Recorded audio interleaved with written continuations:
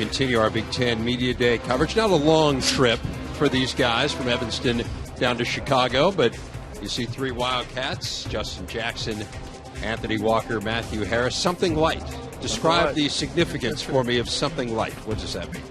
It's not too much, not too little, just right in the middle, something light. Something light, something casual, A little something flashy. All right. Well, this is going to be heavy, what we're going through right here. I need to warn you guys. I'm expecting some real heaviness. Okay. Guys, last year was a huge season for this program. You had 2 straight years where Northwestern football had backslid a little bit, and the question was, are they going to be able to get back to the level they were when they won the Gator Bowl? Then you come out and win 10 games and have one of the most successful seasons in school history. Matthew, I'll start with you. What did that season mean to get back to the level where you guys have expected to be? It was just the beginning for us. Honestly, 10 wins, that's all good, but we had 3 losses. They were key losses, and we're just looking on to build upon those losses. 10 wins is a great season. We were happy with, what we were able to do, but at the same time, we have higher goals for this year. Just piggyback off of that, you definitely, you take the 10 wins and you're happy about it, but the 3 losses, that really hurt us. And, we didn't play well defensively, and, we definitely want to, we want to erase that memory out of our head, especially against the Tennessee game, which will kind of put a damper on our season. But, again, you don't want to take the fact that we won 10 games and, shorten it. It's a great experience, but, again, we want to be better, and our goal every year is to win the Big Ten championship. Yeah, we have higher goals. Coming into the season, we had a higher goal than that, and we sent our seniors out good. 10 wins is great, but every single year we come in wanting to win a Big Ten championship, and we didn't have it last year. Those losses were big losses for us on a big stage, and we want to change that this year. So I think it's been a really motivating, driving factor for us in the offseason. Just come out in those big games, show up, ready to go. And there's going to be some adversity, but, we build that trust in the offseason, and we can get through that. Well, we talk about how you guys got to 10 wins last year, and the defense was a huge part of it. Matthew and Anthony, give me a sense of the goals for that group this season as you look to build on what was a fabulous defensive effort last year. Yeah, well, first and foremost, during this offseason, we've been focusing on brotherhood and building that chemistry off the field because that will carry over onto the field. Just as far as goals, we want to build upon what we were able to do last year. We were the 13th best defense in the country. It's our goal to be top 5, if not the top. Again, we want to be the best defense in the nation, and last year was a good step in the right direction, but we didn't reach our goal to be the best, and we have a long way to go. But again, that's what last year we were able to take a step in the right direction, and we want to improve even more this year, and that's stopping the run, stopping the pass, and everything. We want to be a well-balanced defense. So, by the time we hit Big Ten play, we're dominant. And, that starts week 1. But, we got to take it one game at a time, one step at a time, and we'll build that during fall camp. Anthony, you talk about being the best. There's a nice little promotion going on. There's some sense you might be the best linebacker in the country. Northwestern is promoting you as the franchise. I got my lunchbox the other day. It greeted me, and that's something light right there? Something light, right? This would be something light. Well, it's really light. There's no food in it. I was expecting there to be some food when I got my lunchbox. But give us a sense, first of all, what are the origins of the nickname, the franchise? It comes from Austin Anderson, one of our running backs who he just sat there one day and was like, we're just going to call you the franchise, and, kind of shied away from it at the beginning, but again, Justin didn't like his nickname at the beginning either, but again, that's just the team camaraderie that we have. We have nicknames for each other, and that's just our team. We're very creative guys. We like to have fun and stuff like that. So, that's how the nickname came about, and we kind of just ran with it with the media. This begs the question: what's your nickname? Assuming it's suitable for air. A lot of the guys on my team call me Bread and Butter. It comes from his coach, Coach Brown. You can tell the story. You were in the room when it happened. So basically, one day we were just sitting there watching film. He looks back at us. He goes, Justin Jackson, he's our bread and butter of our offense, man. We're like, bread and butter, and we all just bust out laughing. So, from then on, it just carried over. Kind of just ran with it like the franchise over here. Now, on campus, it's Justin Jackson, the ball carrier, right? Yeah, yes, sir. Yeah, that's different. That started randomly one game, just in the student section. The funny thing is I didn't even hear it because, when I'm in the zone and I'm playing, I don't really hear anything that's going on. And after the game, a lot of my teammates were like, "Do you hear what they were saying?" I was like, "What are you talking about?" And so I was like, "Okay, I guess next time I'll listen for it." I think we had a away game, and then the next game we played, and I was like, "All right, I'll take one play after the play. I'll just listen and see if I hear it." And I did, and I was like, "This is crazy. You know, like, this is so like cool and different." But yeah, I mean, I get these guys poke fun at it the whole season, and still to this day. But it's fun. Like Anthony said, we give each other nicknames. It's just a really good team bonding thing we have, and it's fun. We just run with these nicknames. Well, you could put the bread and butter in the lunchbox. Yeah, that would be something. I'm trying to add something. Hey, something like that. Here for the group. Something like that. I'm learning. I'm trying to fit in with the guys a little bit here, even though I'm pushing 50. But the franchise, we heard the origins of it, but how do you guys view it? The rest of the guys on the team, the nickname and the promotion and all that. How's that playing with the rest of the group? I mean, honestly, it's a bunch of fun and games, but we know, the things that Anthony brings to our team. Anthony Walker is a great player as well as Justin Jackson.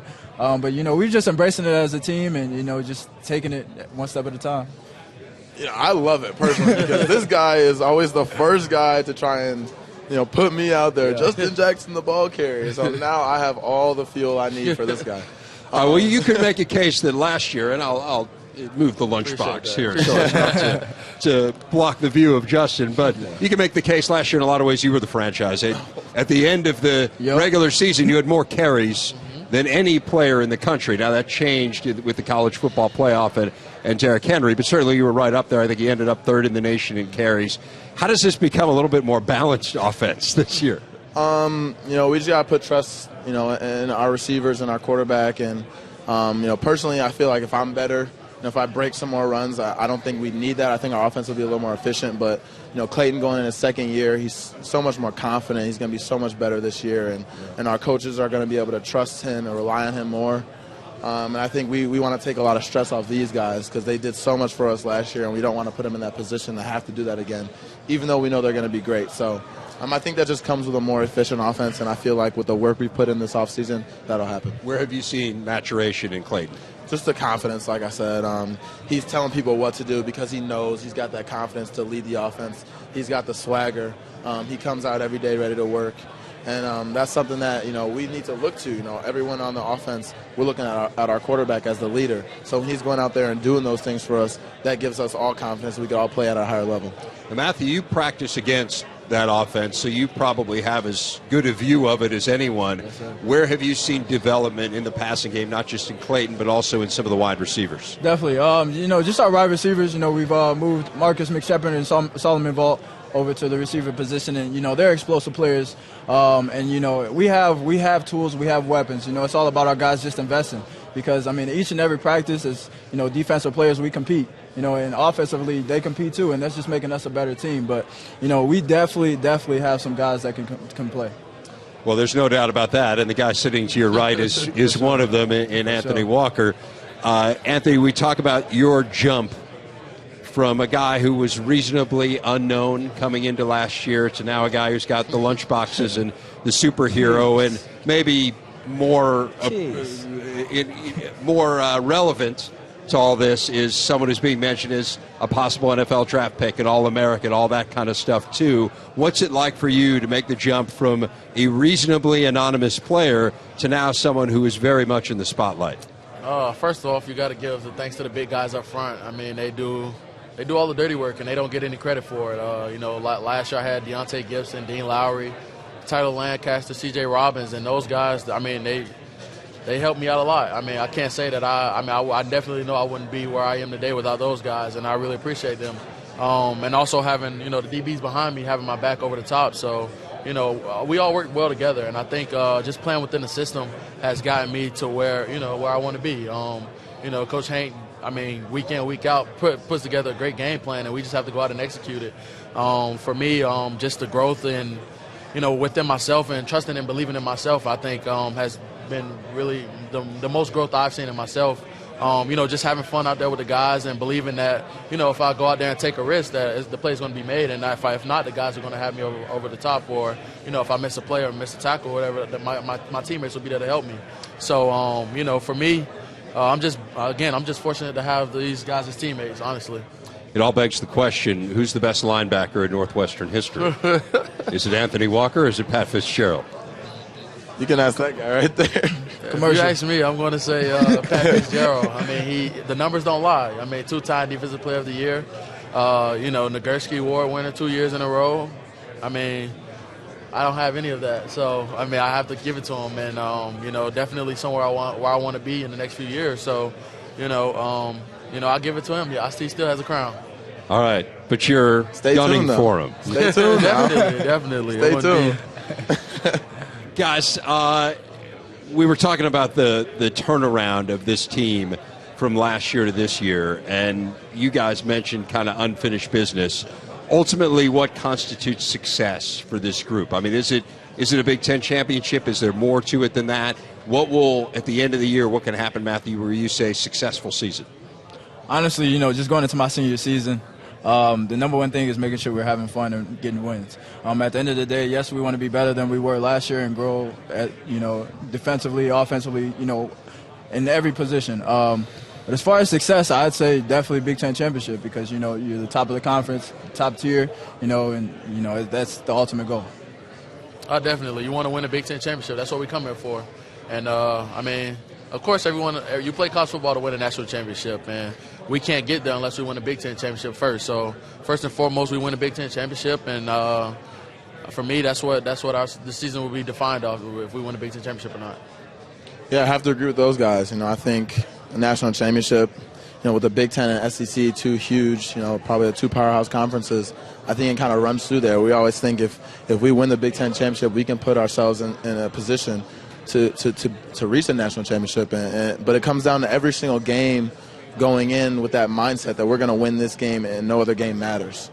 Whether it's the next game or the last game. Every new game is a new opportunity. So I think if we can just come in with that mindset every single game, then we can put ourselves in that position to be successful. Well, we look forward to watching it this year. Justin Jackson, Anthony Walker, Matthew Harris. Guys, congratulations. Had a great season last year. We look forward to seeing you, and we are very excited about the fact it's not in Kenosha. I can't tell you how thrilled we are that our preseason show will not be in Kenosha. Thanks a lot for nothing against Kenosha.